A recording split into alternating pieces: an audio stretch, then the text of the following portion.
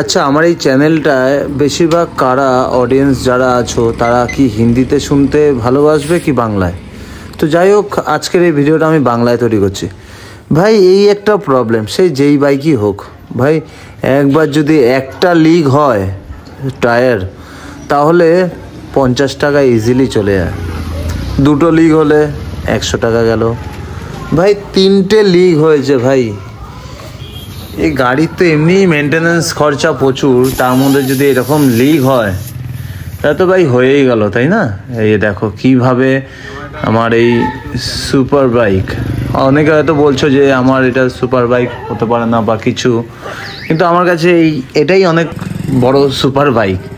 তো যাই হোক, মনটা একটু খারাপ ভাই। 150 টাকা বেরিয়ে গেল ভাই, তেল হয়ে যেত আমার 150 টাকায়।